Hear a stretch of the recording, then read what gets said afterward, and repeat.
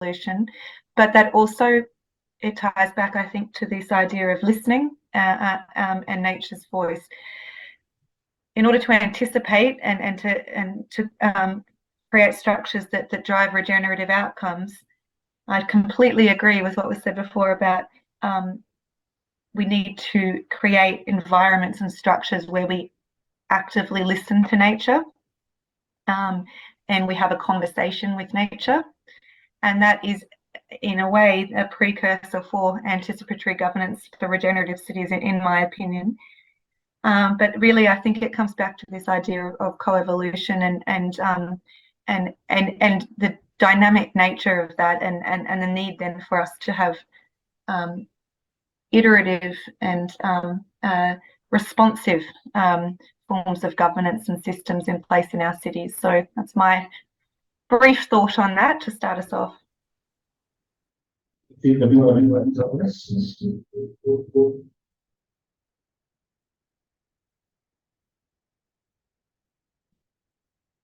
Anyone from the panel can add to the thoughts already presented by Dr.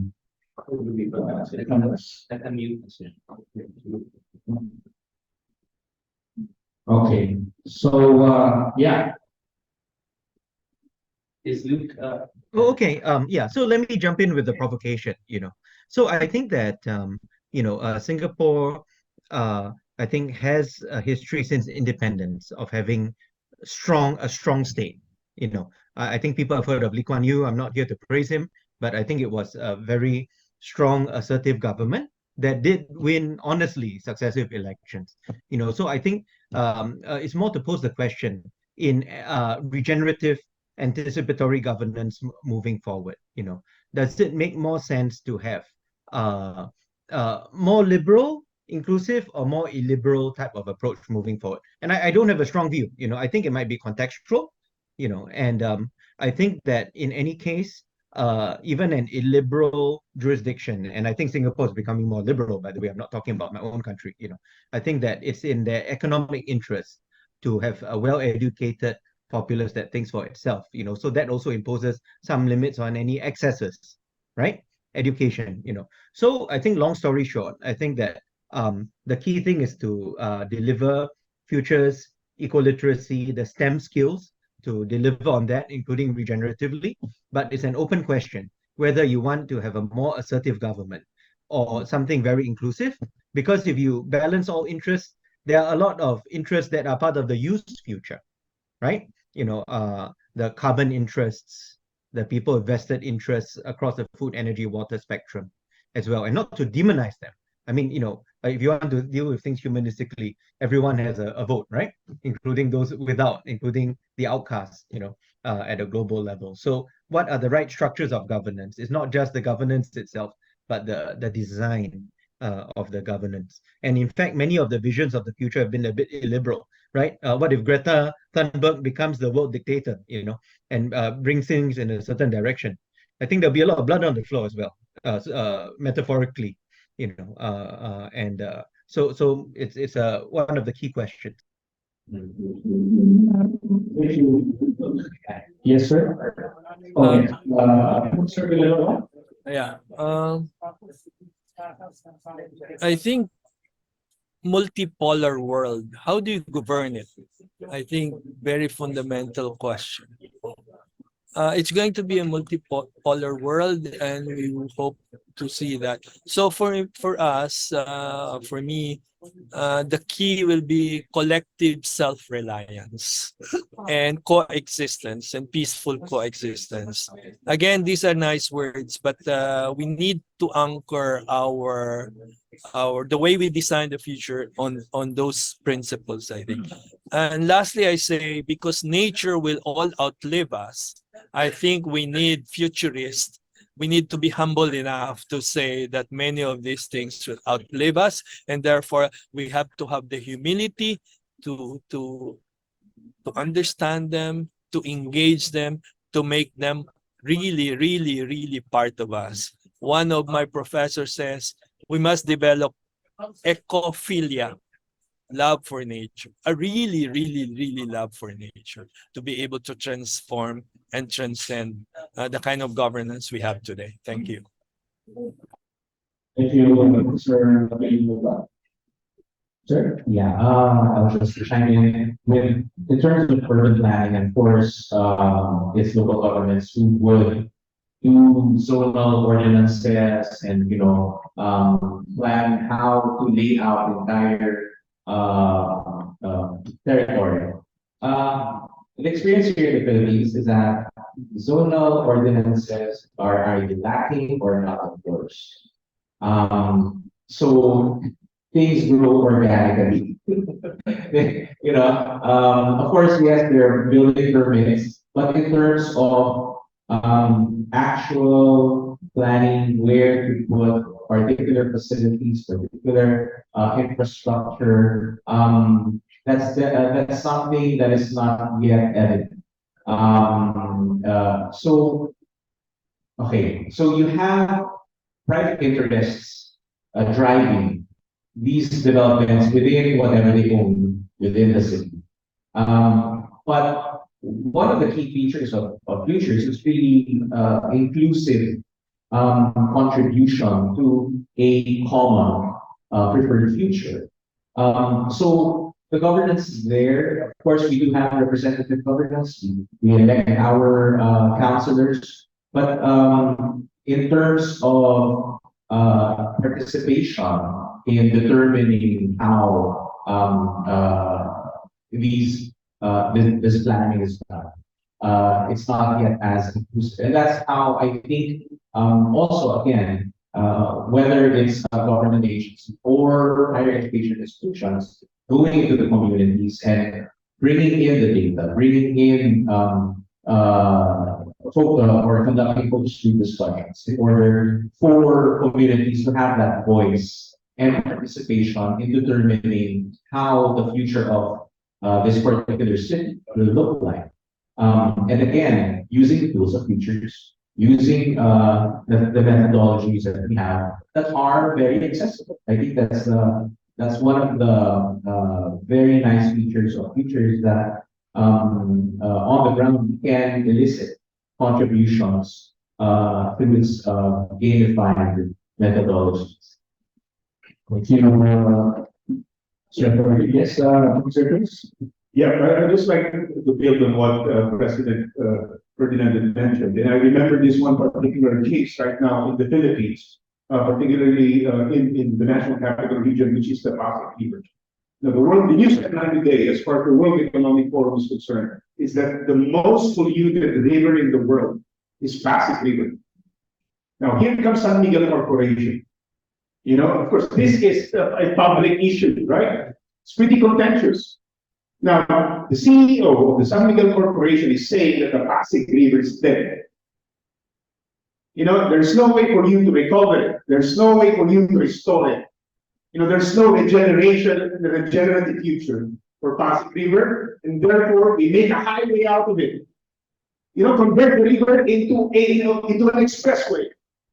That's the position of the biggest company corporation in the Philippines. Now, here comes the activists. Here comes the cultural advocates. They are saying that Pasig River is heritage. It is the identity of the Tagalog, Pasig River, right? It is our identity, right? It is heritage. Why don't you declare Pasig River as a natural heritage? And then by declaring it as a natural heritage, we restore it and figure out how to bring back Pasig River alive again. So you have two different pathways as far as the future of Pasig River is concerned. And now that is a conversation, a debate of what kind of values will emerge in the future, right? So which is preferred? Is it the version of the companies and corporation which wishes to convert that as a highway or an expressway, or will it be informed and driven by identity? So again, when it comes to anticipatory governance, this will always almost be about value judgments. What kind of human beings are we? right? What kind of decision or futures are we gonna like create today? It's a pretty contentious issue, right? So I'm gonna stop there. Just some sort of case. Yeah. It's a good reminder of what the future of Pasig River will be. And of course, if I need to make a question, or I would like to ask another question, I don't know if I'm curious to ask if I don't know, can you share examples of cities or regions that fail to anticipate future challenges?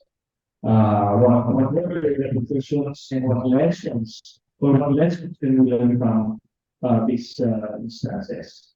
Maybe anyone from the members of the panel can answer. Yeah, let me make a question. Can you share, of course, we're talking about anticipation, no? Can you share examples of cities or regions that fail to anticipate future challenges? Questions and lessons that can learn from these instances. Anyone from Can I just my Yes, apologies. sorry. My apologies. My flight is departing, so I have to go. Thank you. But I hope you can continue the good conversation. Thank you very much for the opportunity. See you in the future. Thank you very much, Professor, and for me, that's despite your very, very hectic schedule now is offline. So yes, you know what? Dr. Camrass.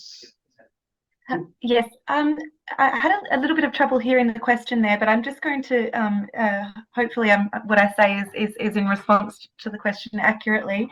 I think it was just cutting in a little bit in and out, but I'd like to share an example that kind of builds on some of the things that have been discussed already, and that idea of values and what we value collectively in terms of governance. In Australia at the moment, in fact tomorrow, there's a referendum to amend our constitution, federal constitution, to establish a voice to Parliament. It's called. It's a group of First Nations, Indigenous Australians, that would advise the federal Parliament, the Parliament of Australia, on matters that relate to them. And at this point in time, when we think about the foundations of governance in Australia, the Constitution does not recognise the fact that there have been people living in Australia, in the country now called Australia, for 60,000 years. It's still not in our Constitution. And that is, and when we think about, regenerative forms of governance, I've learned a lot over the last few years from First Nations, Indigenous, Aboriginal and Torres Strait Islander Australians around regenerative governance.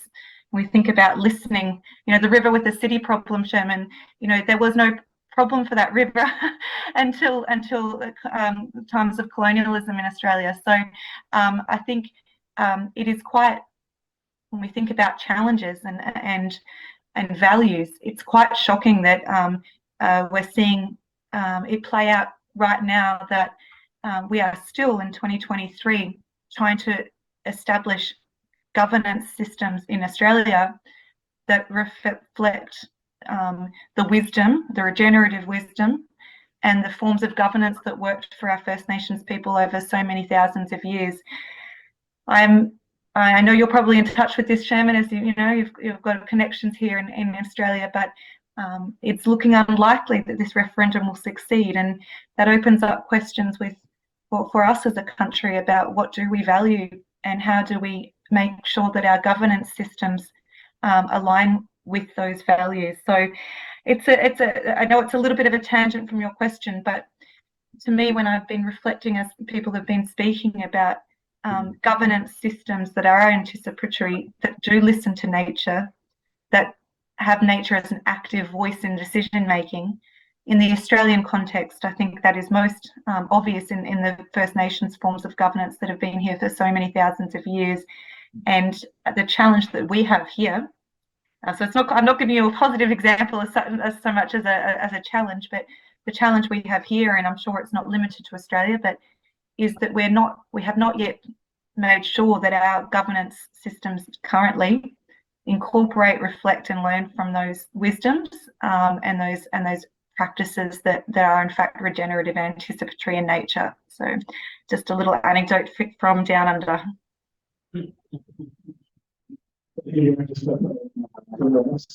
We still have this, and we get selected questions from our audience.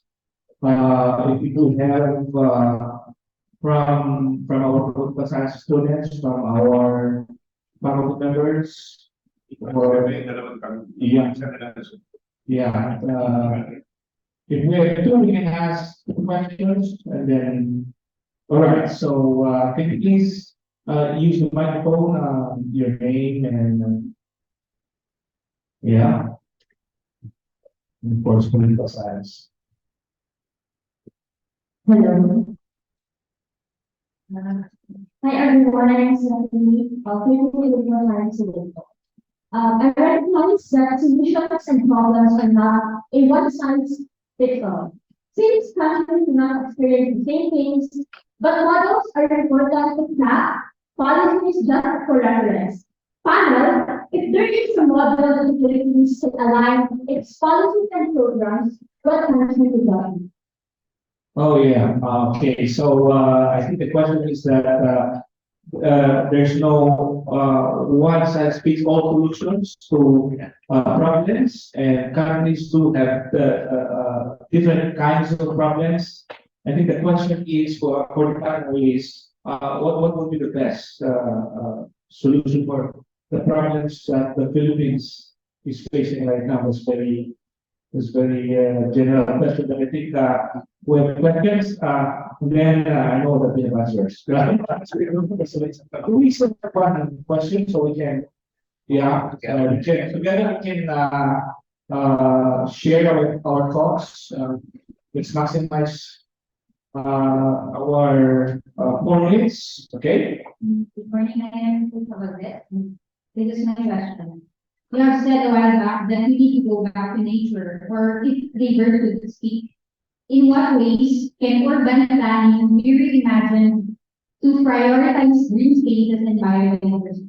Okay, so this one is we were talking about going back to the basic, recognizing nature as a very important entity as we coexist with nature. I think the question is how would urban planning be able to explore that concept of giving identity to these entities. Okay, so we have two questions. Maybe from our Zoom panel members can answer one of them or both. Sherman, you go first. Oh, sorry. Look, I was telling Karl that you have to ask Zoom first. Yeah. Okay, just quickly. I would say that, of course, you have to bring in the policymakers, the mayors, the governors, to do a conversation like this. Let them know that this is an existential issue. Right? This is not a short-term issue. This is a long-term issue that we need to, tackle. Right? We've heard the climate change reports, and they've been telling us about, right? Like the rising sea levels, the temperature, among other things, and this is an existential threat. Right? So if you put that conversation at that systems level of conversation, and put it perhaps as a planetary issue that everyone is grappling with, that has definitely some implicit and explicit implication and impact to each and every geography in the country, and the fact that the Philippines has always been at the top 5, right, of the most at risk, our country, and Manila, one of the most at risk city. The climate change impacts, I think, should be the premise of that conversation, and then perhaps make a provocation, a discussion on this. But like how? We don't know what the answers are, but then perhaps we have to ask the question why and how. Then perhaps we're going to need to explore it together, right? We don't prescribe anything, but this is something that we need to explore collectively because, as mentioned by Kimberly, all of our collective futures and collective fortune are connected to each other. There's a second question about how to be able to explore the possibility of recognizing nature as part of the society. I think for our students, I have to say this is maybe a new concept, and maybe it's good if we can answer. One case is dolphins in India. Look, the dolphins have legal persons. They can sue you. The rivers, I think one of the river, Heritage River in New Zealand are legal persons. So they can actually sue you. Now, I don't know what's their process, but they just pass the law. There's also a country, I think, in Latin America where mountains and the trees are given legal personality. I think these things are possible, even in the Philippines. If you give it a chance. Okay, so before we wrap up. Yes. Yep. I just wanted to say, yeah, thanks. I just wanted to say, kind of in response to what was asked, that it's interesting, So I do agree that we need to give nature a voice, but again, just to provoke, right now, lots of people, Davos, all that, are fretting about AI and AGI, So we're also giving machines a voice. So in the end, from a humanistic point of view, right?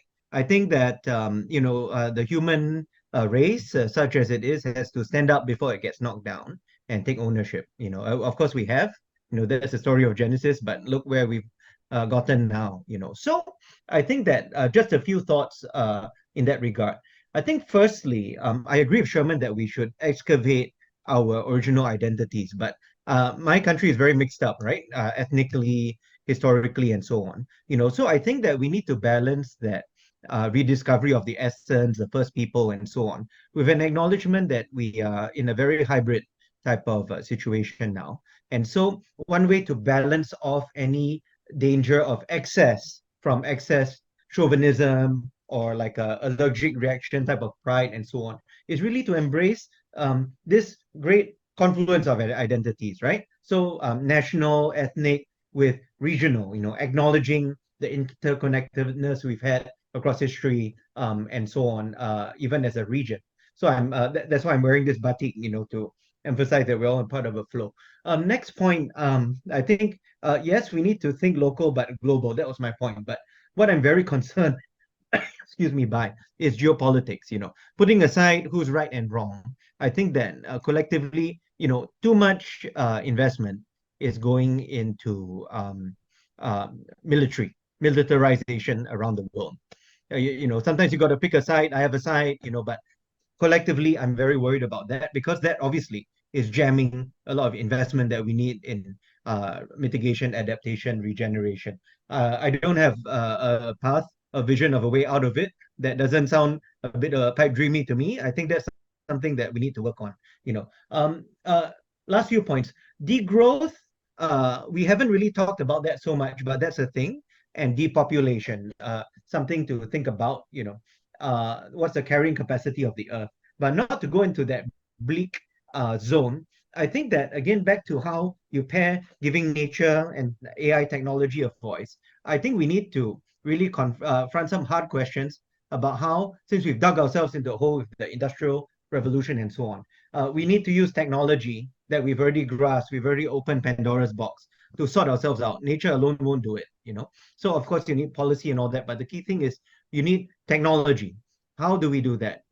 We're talking geoengineering, we're talking some other bold experiments in nature, X technology, even, controversial, but things like gene editing. does that have a place? You know, it's abhorrent to some.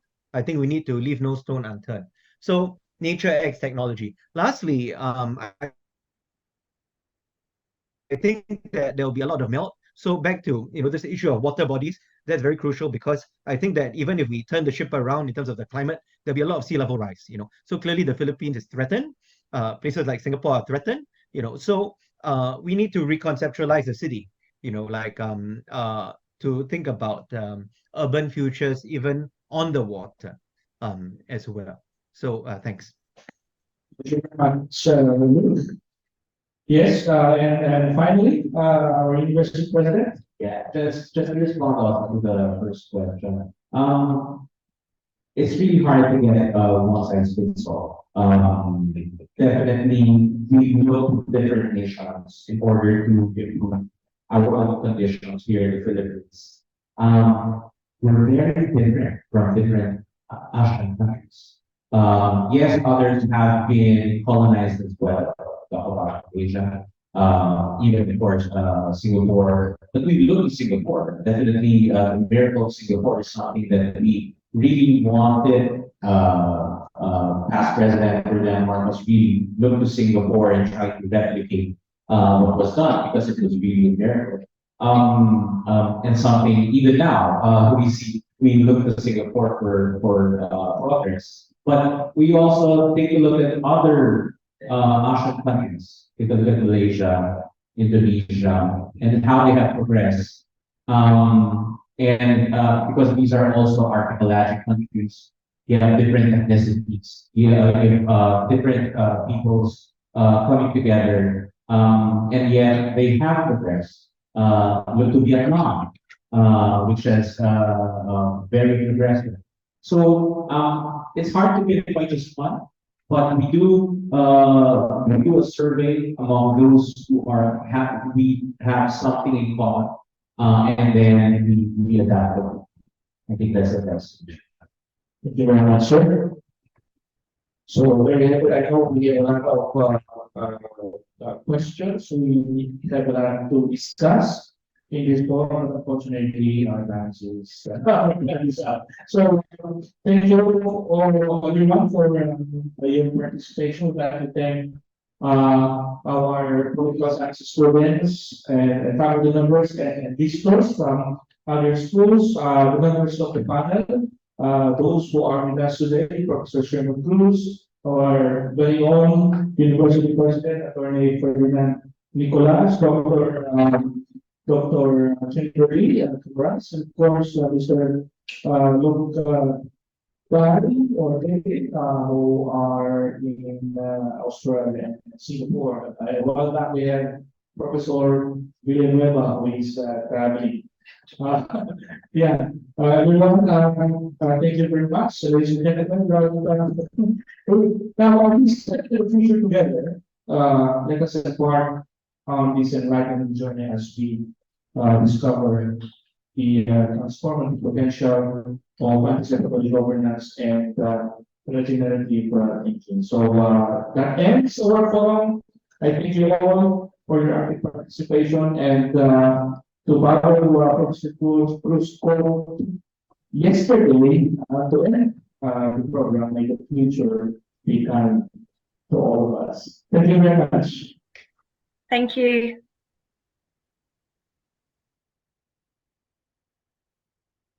Yeah,